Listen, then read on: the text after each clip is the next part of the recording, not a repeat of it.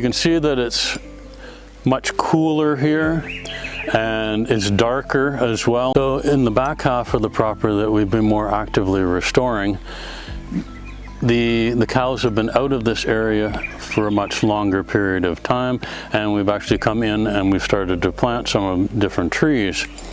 In the background you can see one of the sacred Mayan trees, a peach or a guanacaste, and it's one of the few remaining trees that we have here that's actually large.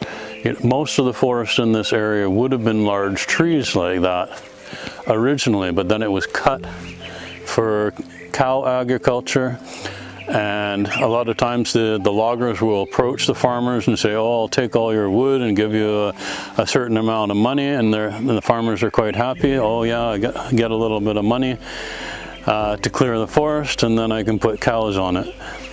And so that's what's happened in this area. But you can see that it's much cooler here, and it's darker as well. It's not as exposed. And the ground cover is a mixture of different herbaceous species, and there's a lot less grass in this area. So the canopy has started to close over, and we've got more diversity of species starting to come in.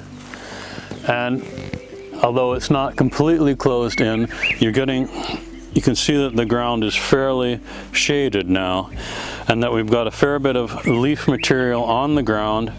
This used to be all bare and red, but now we've got more organic matter, and we're starting to armor the soil. And so we're protecting the soil and allowing the microbiome to grow, and it's producing more organic matter inside the soil. And you can see, looking across, we've got multiple stories here. We've got our ground cover species, and then we have our small shrubs, and then we have our intermediate sized trees, and then we have some of our taller trees. Eventually we'll have more taller trees, but it's in the process of recovery, and we just have to protect that. And you can hear the difference. There's different species that are occurring back here, the different birds, different wildlife. They prefer to live in the back half of the property where there's more diversity of species versus the front half, which was hot and dry. This is much cooler, much moister, and it's much more shady.